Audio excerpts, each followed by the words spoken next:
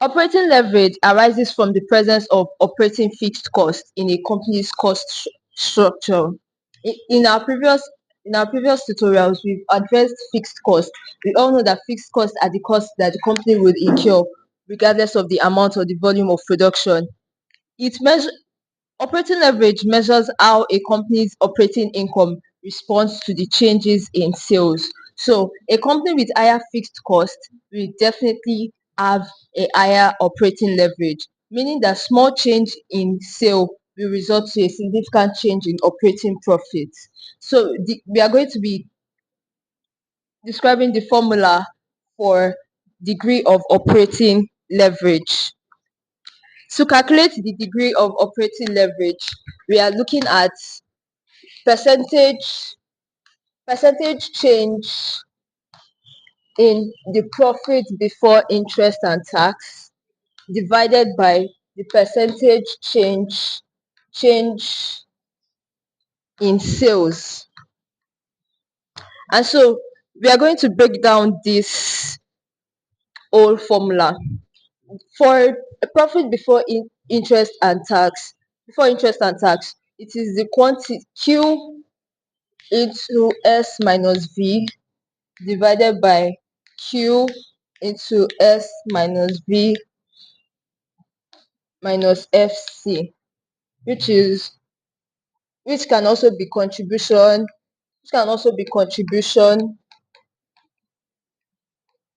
contribution over profit before interest and tax. So this particular formula, Q refers to the quantity of or in units, which will be given to you in the question. S is the selling price of each product. The selling price per unit. V refers to the variable costs per unit, and then FC is the fixed costs, of total production. On illustration question to enhance our understanding, right?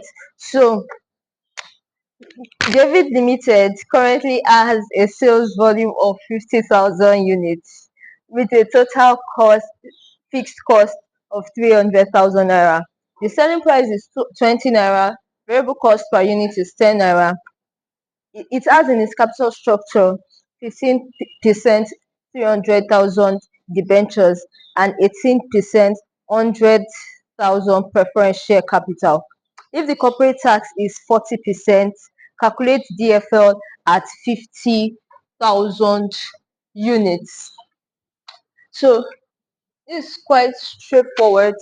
So we want to calculate DFL, the DFL based on the question. So as usual, we're going to write out our formula that is relevant to the question and extract our variables. So DFL equals Q into S minus V minus FC divided by Q into S minus V minus FC minus dP over 1 minus T.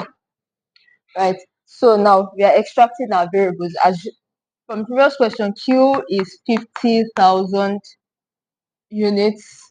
S is 20 naira. V variable cost is 10 naira. The fixed cost is 300,000, right?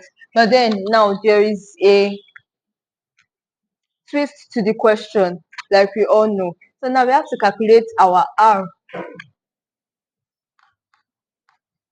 We have to calculate our R. We have to calculate our DP. I have to calculate our T, right? So now R from the question is 15% of 300,000.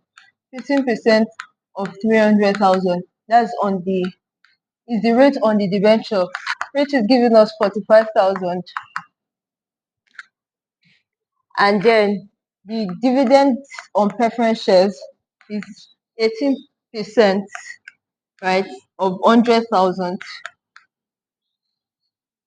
which will give us 18,000, and then the tax that is being paid is 40%,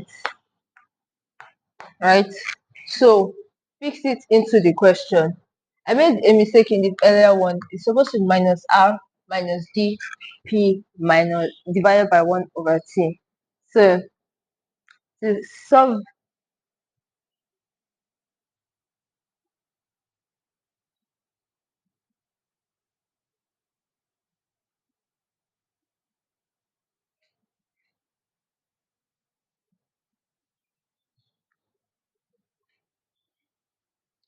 the question, since we already have our variables and we've already extracted them, we just put it into the formula. So q is 50,000 into 20 minus 10 minus 300,000 divided by 50,000, another 50,000 again, into 20 minus 10 minus 300,000 minus the r 45,000 minus dp is 18,000 over 1 minus 0.4, right?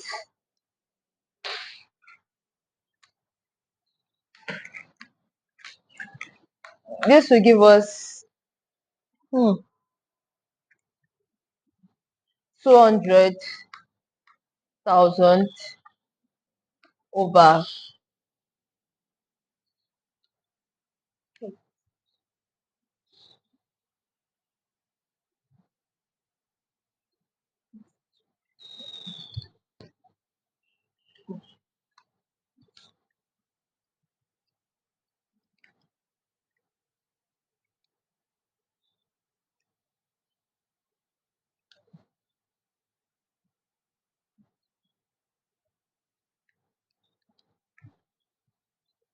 200 over 125,000, which will give us